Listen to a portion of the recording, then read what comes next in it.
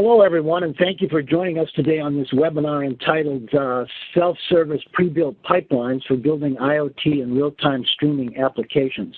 My name is Larry Pearson. I'm Vice President of Marketing for Impetus and pleased to be your host and MC for today's session. We will be featuring two of my colleagues, clearly experts in the field of real-time streaming apps and on our product, which you may be aware was recently selected the winner of the Editor's Choice Award for Best Big Data Product in the Real-Time Streaming Analytics category by Anomaly. Just to go over the agenda for today, streaming analytics obviously becoming a must-have technology, a hot technology for enterprises everywhere who want more insight, deeper insight, greater velocity in support of their decision-making toward the goal of gaining competitive advantage from data-driven platforms. There's a growing need for delivering real-time applications and use cases which can be created and deployed quickly, and we'll show you today some strategies for doing that. We'll be featuring two of my colleagues, Anand Venugopal and Puneet Shah. Anand has 20 years of experience in software innovation and working with large enterprises and telecommunications companies, and actually is our head of strategy and products for StreamAnalytix, has been involved from the very genesis of the product, along with Puneet Shah as a senior solution architect. Puneet is actively engaged working on internally with our engineering team and building out the product, and also working with a number of large enterprises on implementing the product. So we're both very involved in our roadmap and with our customers across the U.S. Looking at the agenda for today's session, we'll start with an overview of some of the reusable patterns in streaming analytics applications. We'll give you an introduction to an enterprise-level streaming analytics strategy as we go into 2017.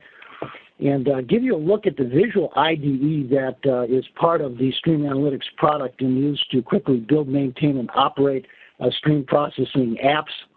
And one of the distinctive features of StreamAnalytix is that we are the first, and to our knowledge, the only platform which allows you to leverage multiple open source stream processing engines, both Apache Storm and Apache Spark Streaming.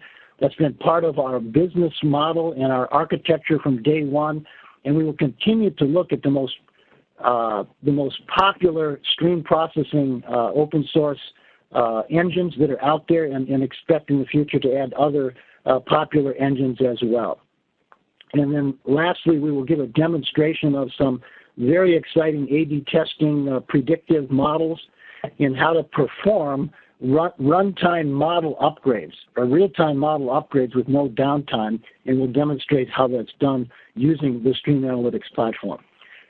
Without further delay, I'd like to ask Anand Venugopal to step in and start to take us down through this agenda. Anand, over to you.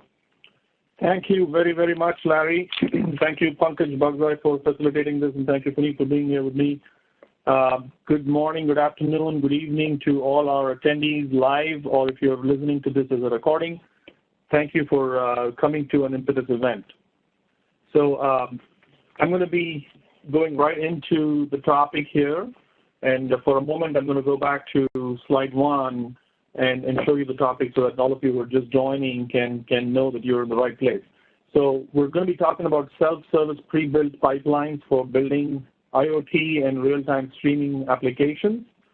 Some of you maybe used the word IoT in this topic for the first time because the emails you might have got didn't have that. Why we're putting that in is because obviously it's a hot topic, and from a streaming platform perspective, whether it's IoT or non-IoT streaming use cases, it's the same. So again, thank you, and get right into this. First of all, let's deal with why streaming analytics is hot. Why should we care about it? So there are multiple trends that are pushing the whole world of streaming analytics forward. One is the Internet of Things, as we have seen, and inside the Internet of Things, we all know there's multiple subdomains like industrial IoT, smart home, connected car, etc. And we see across the board, even companies and industries that are not so obviously IoT are getting into it. Besides, there's a great interest in moving to the next generation of customer experience where the enterprise, whether it's a bank or a telco or an insurance company or a retail e-commerce platform, everybody wants to engage with you and I in real time. They want to understand our behavior patterns and what we are interested in at the moment and serve us accordingly. And we are helping enterprises do that, and that's clearly becoming a big initiative going forward. Again, that is driving real-time streaming analytics technology and the adoption of it. Third is business operations or operational intelligence. Everything that the customer does not see but is happening in the background in an enterprise is business operations. And all of those systems as well are moving into more and more real-time or near real-time management and monitoring such that there could be more efficiencies, better accuracy, and just overall more agile and context-sensitive operations there. So those are the three, broad trends just driving the adoption of real-time streaming analytics. And if we were to put some numbers on this, at least on the IoT domain, depending on which survey you're seeing, it could be anywhere from, around 2020, we're looking at 30 to 50 billion devices. This is already like a 4 or 5 month old chart. So I'm sure actually there's more accurate projections now. And the overall industry is definitely moving towards about the $700 billion industry as of now, probably more. So there's a good reason why we should all be interested in streaming analytics and IoT because there's a number of use cases that are going to really improve our life. So, going a little bit ahead on that same topic, if you ask me, hey, I'm still not convinced, show me what are the other verticals and what are they doing. We have been in this space as Impetus, advocating streaming analytics since about 2.5, 3 years now. And of course, for those of you who don't know about Impetus, we've been around since '96 as a big data solutions company. And today, we're focusing on one product of Impetus, which is real-time streaming analytics. I'd invite you to go to impetus.com to see an overview of the whole company. But let's look at these verticals here. On the right side is actually I'm calling out the verticals, and the left side is just a brief statement of the use case. In the retail industry, we've seen store, warehouse operations. We've even seen on the e-commerce front, people trying to do proactive fraud analytics on e-commerce transactions. And predictive maintenance is a big deal, is a very commonly known use case both in the manufacturing and oil and gas sector. We're working with some healthcare companies that are actually funneling in data from hospitals with medical instrumentation data coming in live and providing analytics live on a SaaS model. Sensor analytics is, I guess, a basic phenomenon that we see in IoT manufacturing and other places as well. Everybody who has a fleet, whether it is an AT&T or whether it's a UPS or a FedEx, is obviously very interested in managing that fleet in real time, ensuring that there's no breakdowns or errors. On the gaming analytics front, we've seen some interesting use cases as well where people are looking to really understand what the gamer is doing in real time, change the game dynamically, do analytics in real time. Churn is a big area for both telecom operators, banking, retail, etc. They don't want a multi-year, long-term, well-paying customer to leave because acquiring that customer is a big cost item and it's really difficult to do. So asset protection, each customer is an asset, and asset protection is definitely an important area that enterprises are focused on. And again, on the telco side, on the network side, we've seen a lot of network traffic analysis, proactive determining of faults and anomalies, and rerouting traffic based on keeping QoS at a good level for customers. And internet advertising is, again, a very, very big consumer of real-time analytics technology. When you click on that website and say yahoo.com or google.com or even wallstreetjournal.com, whatever it is, the page that pops up has some customization, and that customization is actually very often happening in real time in response to your cookie and who you are. So that's a classic, real-time offer and recommendation that's coming up right there. And we're seeing the same thing in the credit card industry. We were serving some large credit card customers. There's some very vibrant use cases in that space as well. So it kind of gives you a sense of how various different industry verticals are very involved, and we see 17, 18, 19 as the big years of the rise of streaming analytics to the point where it's going to be pretty much default enterprise blueprint, a part of the enterprise blueprint. So besides these verticals, we also see horizontal patterns, which are common across industry verticals. Customer experience, StreamAnalytix, we talked about a little bit. A lot of IT use cases like log analytics, security, and business activity monitoring as well. Mobile app analytics and call center monitoring are, again, yet other examples of horizontal use cases. So at this point, I'd like to invite Larry. As I mentioned during the introduction, we'd like to pause and take a poll. You'll see the poll coming up on your screen here in a moment, and we'll pause while you respond to that. And the first poll says, what streaming technology do you currently use in your enterprise? Feel free to choose one or more of the following: Spark Streaming, Storm, that's Apache Storm, Other, or None. And as I say, we'll pause for a few minutes here to give you time to respond to those. Both Spark Streaming and Storm are top-level Apache projects, and frankly, the availability of open-source technologies has really seized control of the conversation with regard to the selection of enterprise-class platforms.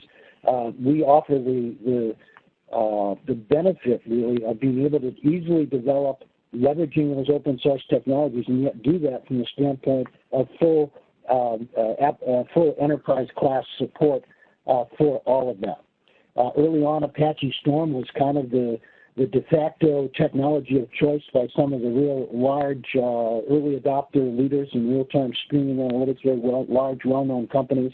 But more recently, all of the popularity of Storm has shifted that conversation to Spark Streaming. And again, part of our architecture is the ability to leverage some of the latest and most popular open-source technologies, and we have our sights and our R&D set on others as well. Just a short pause. We'll see in a minute here the results of that poll. And once the poll concludes, we'll be back to our main topic of the impact of real-time stream analytics, and then we'll conclude with that demonstration of the A/B testing real-time model that I talked about at the beginning. You should be seeing the results of the poll on your screen right now. Of the 43% who are using some technology for open source, it looks like 37% represent that early adopter Spark community, and then that's Spark Streaming. It's abbreviated here on the screen. And 37% are using Spark Streaming, 8% Apache Storm, 16% others, and fully 41% of you that responded to the poll today are still looking at and investigating the opportunity for implementing real-time streaming apps. So thank you for participating in our poll. I would remind you to continue to send your questions in using that Q&A chat panel, and we'll be sure to address those later. Again, thank you for participating in the poll. Anand, back over to you. Thank you for that response, audience, and thank you, Larry. So let's go right on the topic, cruising along. And by the way, it doesn't surprise us that Spark Streaming turns out to be the #1 choice for you for streaming, stream processing and streaming analytics. And many of you are looking at streaming still, so we encourage you to keep tuning into this. So the way enterprises are adopting streaming analytics is that one or two departments is coming up with one use case. You know, there clearly is much more batch processing going on right now, both with Hadoop and Spark, and people are beginning to use Spark Streaming very actively for streaming use cases, at least to POC them. So we've seen a surge through this year of a number of well-known major large enterprises having very real use cases that they're testing out.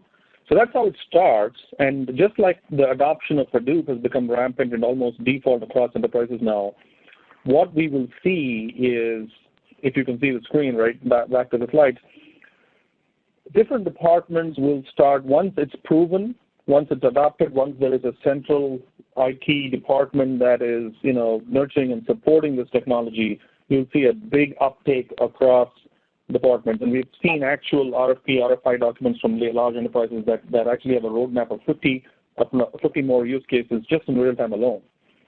So once you get to that level of scale where developers and different teams, departments are now building streaming analytics applications, let's say in a large bank or a large telco, imagine that scenario, right?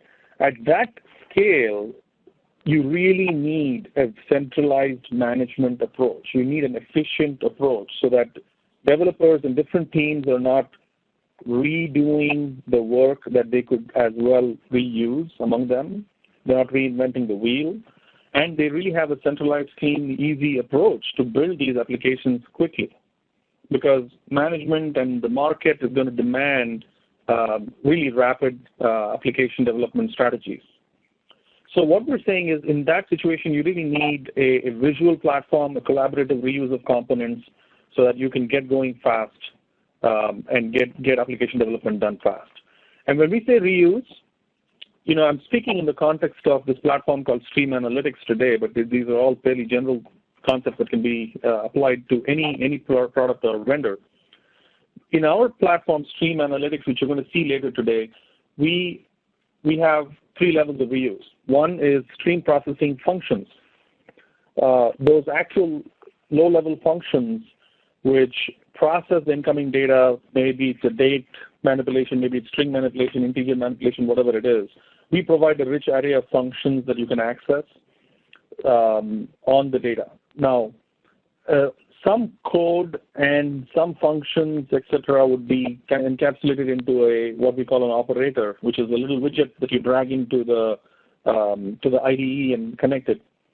Those widgets are, for example, let's say a Kafka channel, or a write to HDFS operator, or a time-based aggregator, or an enricher, or things like receivers, processors, analytics operators, or things that write out to something.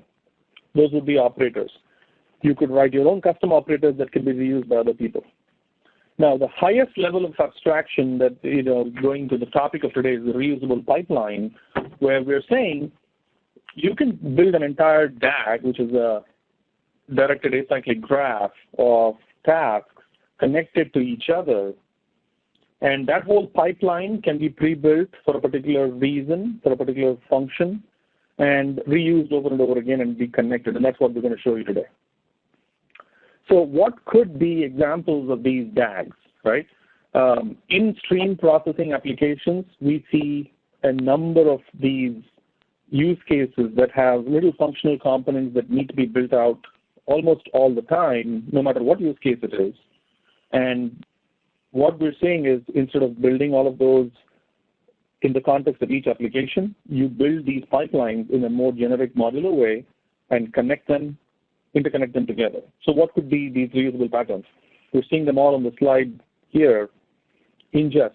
Any real-time streaming pipeline needs a pre-processing pipeline to ingest the data from the source, maybe multiple sources, potentially doing deduplication of the use case calls for it, eliminating any nulls or any unnecessary data by filter process or by applying more intelligence.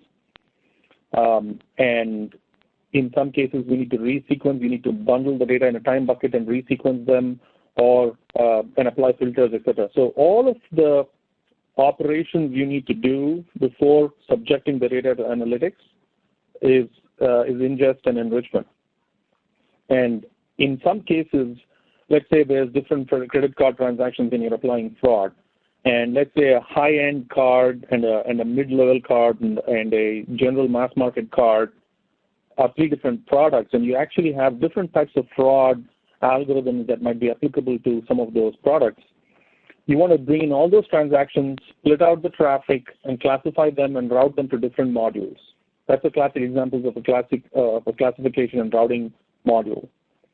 Further on, instant anomaly detection, rule-based alerting, all of these things we've called out here. Enrichment is the aspect of getting streaming data, dipping into one or more static databases, pulling specific data out using the index of an incoming field in the stream, creating a larger aggregate record, and passing that aggregated record on to the next analytical process or module. So visualization, error handling, specific predictive module blocks, each of these we think are going to be reasonably complex functions which constitute not just a single operator, but actually a set of operators connected to each other to make a reusable pipeline.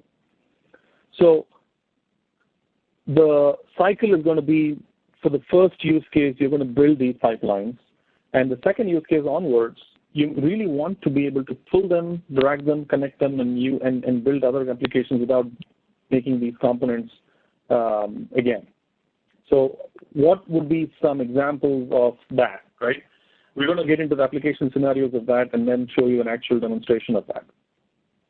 So interconnecting pre-built pipelines, as an example, we're going to walk through 2 or 3 examples and then we're going to actually see these. So ingest, filter, classify is a pipeline.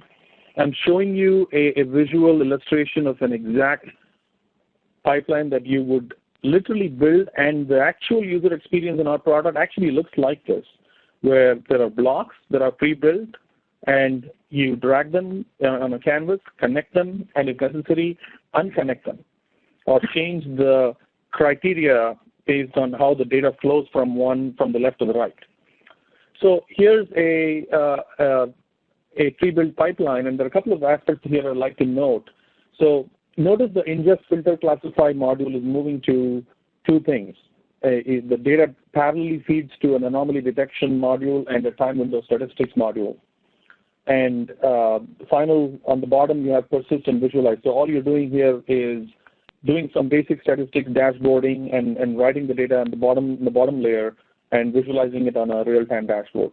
And on the top portion, you're actually doing the real work of the application, which is the anomaly detection, and you're visualizing the anomalies, and you're throwing action triggers or alerts when the anomalies are detected in the traffic. And we've done this on network traffic, we've done this on financial transaction traffic, etc. So you can see how some of these can be easily pre-built and reused across different applications. So that's rapid development. The other interesting aspect here is the best engine for the task. We had some labels here, they're missing, sorry for that, but I'm going to call them out. Ingest, filter, classify could be a low latency engine like Storm or Flink. The bottom layer here, time window statistics and persist visualize, could be on Spark streaming. So each of these subsystems could actually be a different streaming technology because the subsystems are doing different kinds of work. And there's low latency requirement, let's say on the anomaly detection or on the ingest filter, whereas on the time window statistics and persist visualize, it can be more batch-oriented, micro-batch oriented. So we give you this unique capability to do multi-engine orchestration and pre-build and connect pre-built pipelines which are actually defined by, or which are actually powered by different underlying technologies. And dynamic routing is the whole aspect of this. Imagine this pipeline is in production. What you're saying is you want to replace or enhance one portion of this, or you want to direct the traffic flow, split the traffic flow in 70-30 ratio, whatever it is. If you're doing 2 different models, you can actually go in and change the routing and change the traffic dynamically on the UI in our product, and we'll show you that.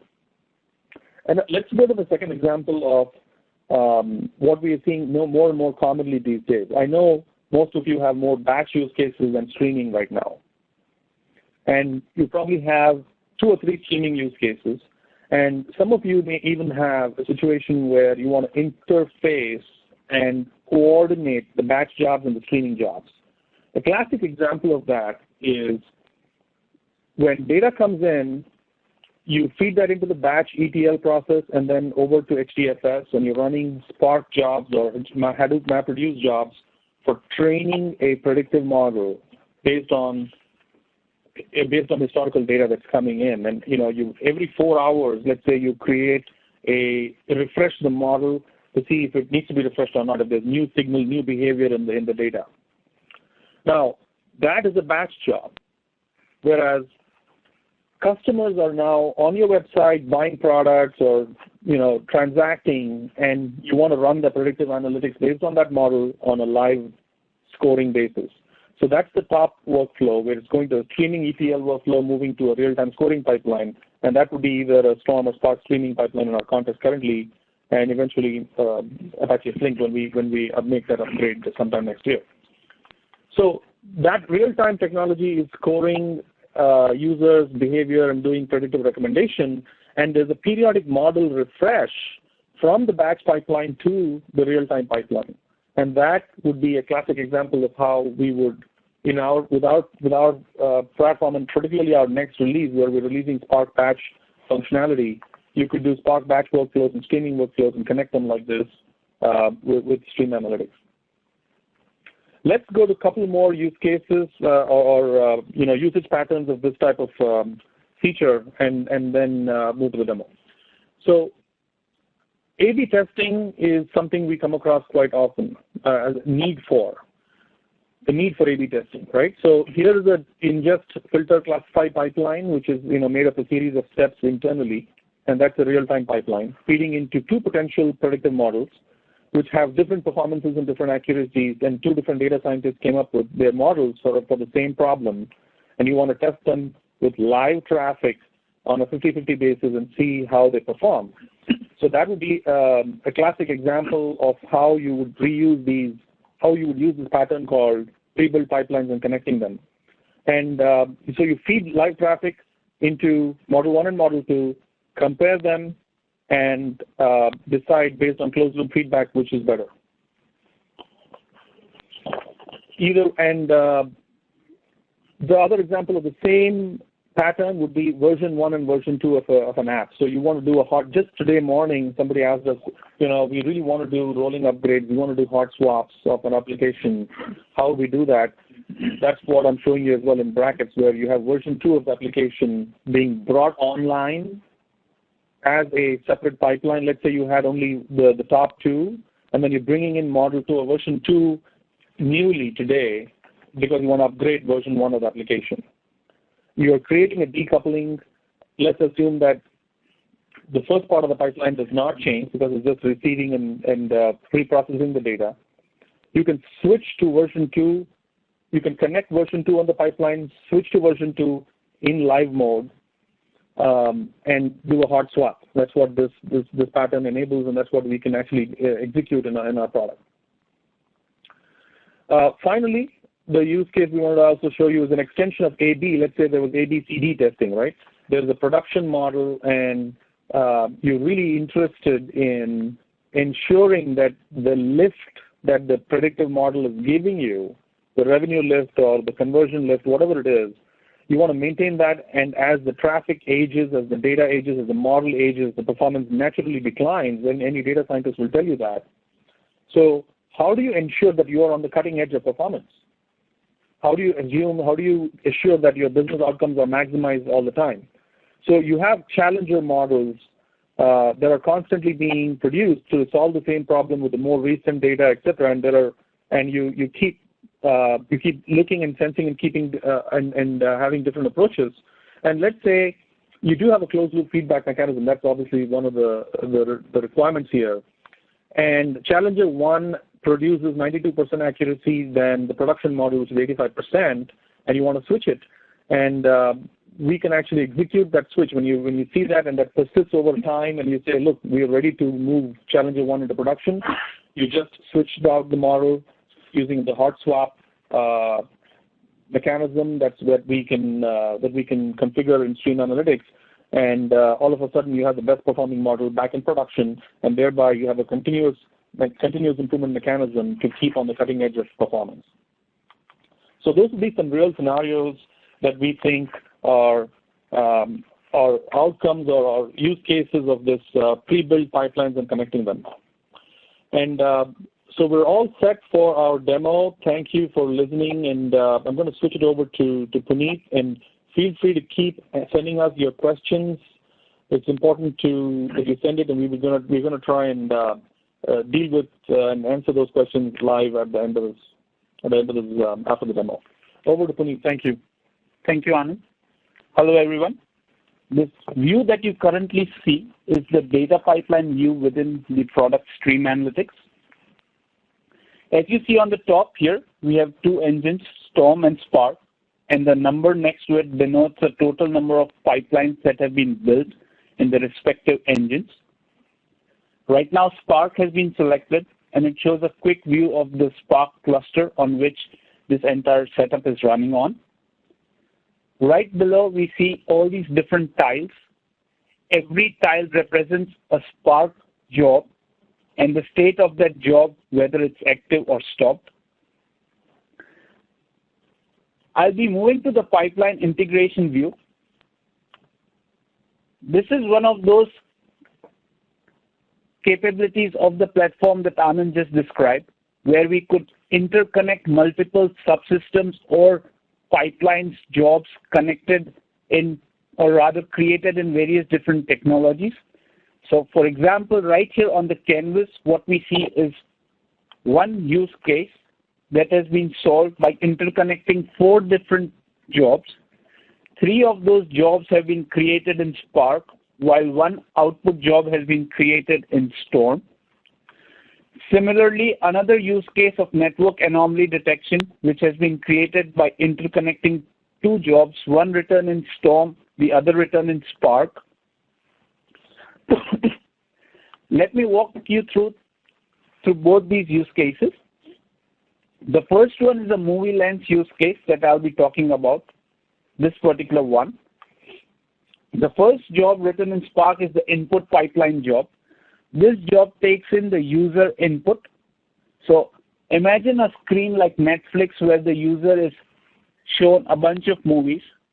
The user rates a particular movie. That rating acts as an input to the system. The system takes the user ratings, and along with that, it also brings in the historical information about that user's previous browsing patterns, previous ratings that the user had given. So all of that enriched data from the input pipeline flows into these 2 other pipelines, ALS and PPMS. Both these pipelines are having recommendation engines. The ALS pipeline having the recommendation engine ALS, while PPMS pipeline having the recommendation PPMS. Both these pipelines independently generate a set of recommendations for the user based on the input and the enriched data that it receives from the input pipeline. These recommendations are then streamed to the final output pipeline that's written in Storm, and this pipeline pushes out the recommendations of both those algorithms to the end user. I'll move to the demo screen for this particular use case. Right here, we see a bunch of different movies. I shall rate Jungle Book as 5-star. That's been one of my favorite classics since childhood. The moment I rated the movie as 5, it triggered an event. The event has now streamed to the system. The system is taking in that event, the historical information about the user. All that enriched information has now been pushed to the 2 algorithm pipelines, PPMF and ALS. And as we saw in a short while, we got the recommendations from both those pipelines right here. So this is a classic example of A/B testing, where as a data scientist, let's say I want to compare the results of 2 competing algorithms to figure out what's more relevant and what's appropriate for the particular use case. So in this example, I could now side by side do a comparison of the recommendation results of 2 different algorithms and figure out what's the best one for the particular use case. Let's assume that I select PPMF as my choice of algorithm, and I say, okay, PPMF looks more relevant, and hence I want to now make sure that PPMF is the algorithm that's going to be providing recommendations from now on. and hence all traffic should only go to PBMF and not ALS. And now in order to achieve that functionality, I go back to the StreamAnalytix UI. The path that connects the input pipeline to the ALS pipeline, I select that path and I simply delete it. So now as you see on the screen, the current configuration is the input pipeline only sends the data, including the enriched information, to the PPMF pipeline alone and not to the ALS pipeline. I click on update. Now that the changes have taken effect, I go back to the demo screen. I refresh the screen. I rate Jungle Book. And now the results that will show up show the recommendations from PPMF alone, and no recommendations from ALS have come forth. This is because the input to the ALS has been cut off. So as you saw, without any downtime, at runtime, dynamically we could control the flow of traffic from one subsystem to the other. Having said that, the system also supports controlling the flow through filtering criteria. So it's not necessary that I need to control the flow either as a binary, either all data goes in or not. I can actually control the flow using criteria where I can right click on the connector path and say, send all the data for region west to an algorithm A and send all the data from region east to algorithm B. So those kind of options and configurations are also possible, which are dynamic, happens at runtime without any restart required. So that was use case one. The second use case was the network anomaly detection. Let me open up the pipeline for the network anomaly detection right here.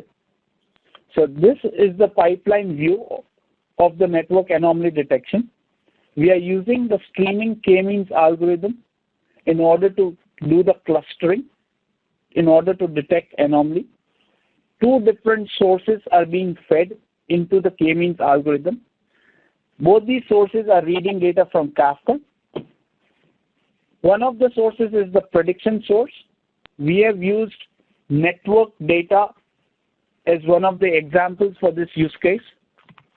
So the prediction source is actually the network traffic that gets generated on a Wi-Fi router, for instance. That data is sent to the streaming k-means algorithm. The k-means algorithm will inspect that particular data. It will figure out what cluster does that particular data belong to and plot the data into that cluster. On the screen, what we see here is a view of how the streaming k-means algorithm has been configured. So if we see here, the prediction stream component has been the prediction source, and this particular algorithm also supports online real-time learning as well. So while the prediction source is used to check whether there is anomaly or not, the training source feeds into the algorithm in order to have the algorithm keep recalibrating itself, keep recalculating its own centers in real time. And that's the purpose of the training source. In the variable type, we see all these different variables, continuous, categorical, the 10 clusters, and so forth. So all of this can be configured right here on the UI. Now, once the anomaly prediction happens, if it is detected as true, it raises an alert. And if it's not, it's sent to the feedback loop to be sent back to the training source. Now, let's quickly run through an example of this. Right here, we have a summary of the anomaly job that's running on a Spark cluster. So it gives us a view of how many batches it has completed so far. Are there any batches in the waiting stage? How many tasks, stages, and jobs these batches have manifested as? One of the tabs on the top is the cluster details. I'll click on that, and now I shall start the data generator to push the prediction data. Now, as the data starts coming in, the k-means is now going to act on that data, start creating the clusters. We see the clusters now appearing on the UI, and we also see one of the points is an anomaly. The large clusters denote the centers of the cluster, and the small circles denote the incoming data and how far they are from the center. In this case, this guy was an anomaly because it is way too far from the cluster itself. And as an anomaly happened, we also saw an alert that got triggered, and on the top we see an alert count of 1. As more and more data keeps coming in, more anomalies occur and the alert count keeps increasing. So this is another example where we had interconnected multiple systems. The initial source system was a storm system which was used for doing pre-processing like data quality checks, data integrity checks, and once any data that passes through those checks, it directed the flow into another subsystem which was written in Spark that we just saw, which executes the streaming k-means algorithm on top of that. So with this, I conclude my demo here. Over to you, Anand. Great, thank you, Puneet. And we did show a pipeline feeding into the anomaly detection, right? So we saw clearly both examples where there were multiple pipelines, and I hope you all noticed that there was multiple technologies as well, particularly in the first pipeline, where there was both a storm and a Spark streaming pipeline. And in fact, in both use cases, we deliberately combined a storm pipeline and a Spark streaming pipeline to deliver the use case. And depending on your use case, you can use whatever technology you want. And so that's we're literally just giving you a sample of the power of this visual paradigm. And, it's left to your imagination what you do with it.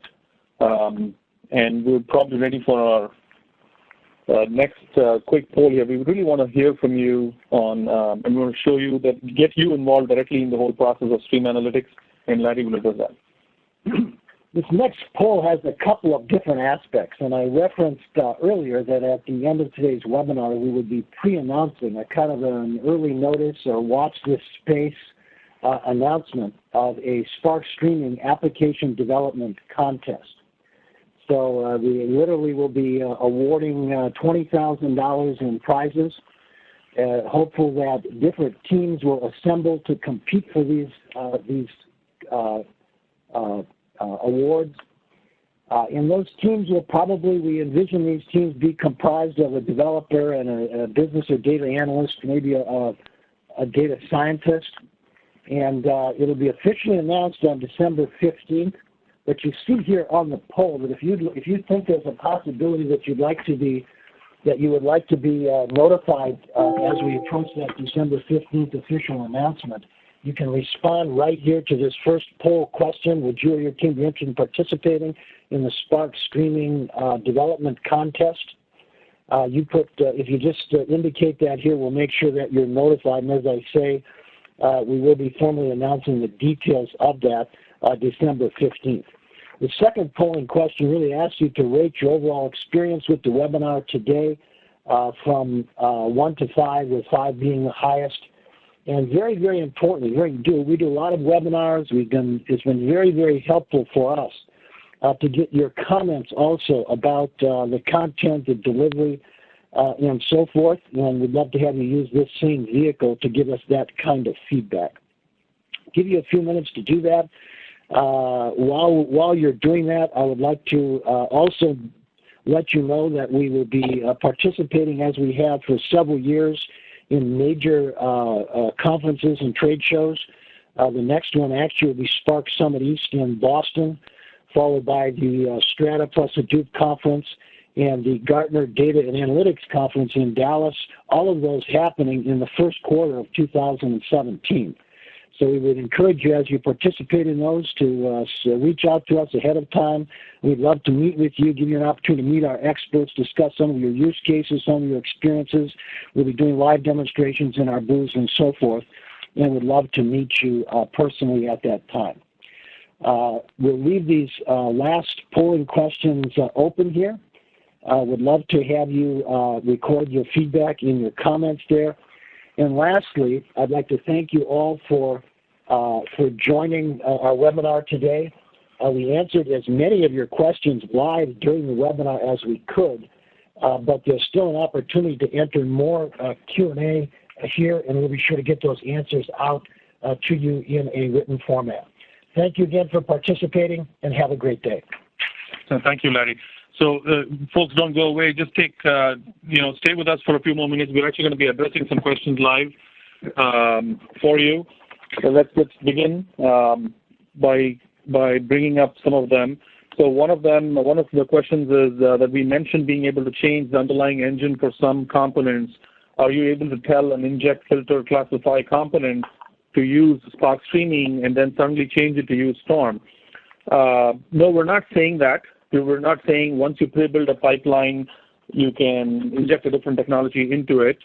We're saying, look, based on the sub-path that you choose, you can choose an appropriate technology and interconnect them. And once you choose a technology for a particular engine, for a particular task, you have that, and then you can build other pipelines around it, other subsystems around it with different technologies. So the power of being able to connect arbitrarily multiple pipelines, each of them having different technologies, is what we're showcasing here. Next question, how about a pipeline on a pub-sub model which auto-scales depending on the number of subscribers or the number of events? Sure. So, yeah, we do support auto-scaling for pipelines. There could be multiple ways in which you could do auto-scaling. One is based on the number of events. It could be also based on the time it takes. So in case if the number of events, your ingestion rate is way higher than what your processing rate is, we have a complete monitoring suite built into StreamAnalytix, which would give you pointers, letting you know that, hey, your pipeline's lagging behind.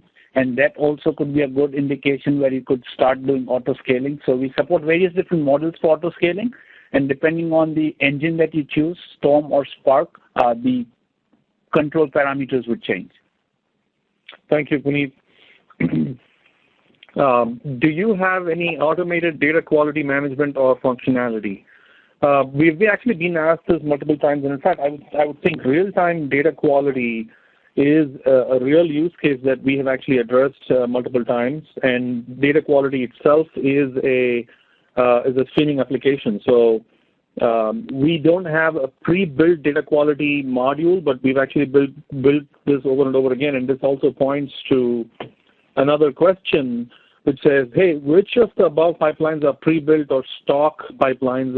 Are the shown pipelines pre-packaged with StreamAnalytix? You can engage with us. That's a very, very welcome question.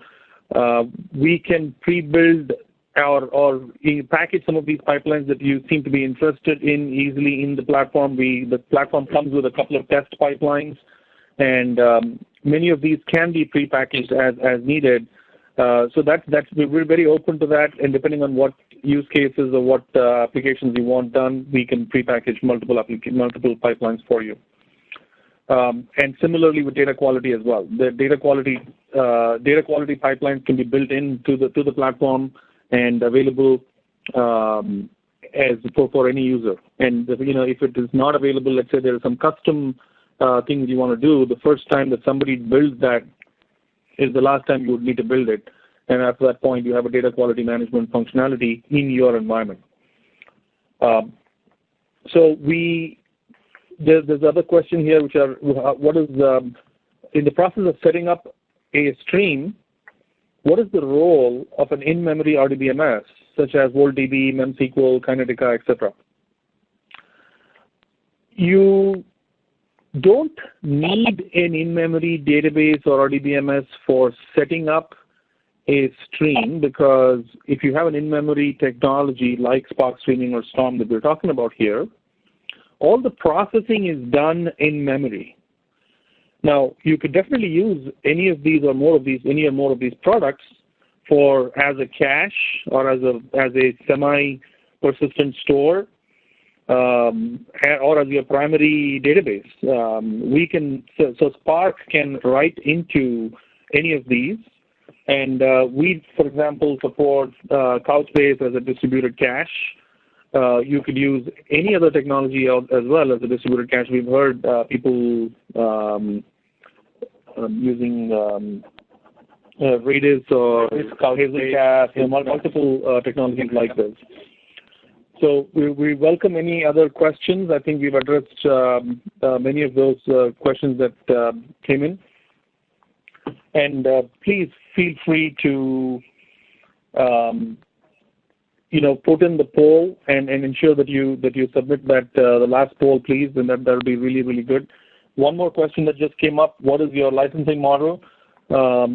We actually license StreamAnalytix based on cores or nodes, and there's a tremendous flexibility that we do have for large enterprise customers who talk about large volumes. So it's flexible, but the default arrangement is licensing based on cores or nodes, and we only restrict the core count or node count to the active stream processing nodes, and don't charge for. Let's say you have 5 boxes in a 20 node Hadoop cluster that's doing Spark streaming. We will only count those.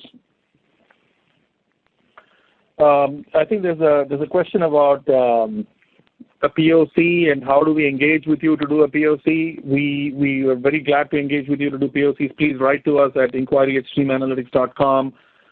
We can do a full-fledged cloud-based POC, or we could do a on-prem POC.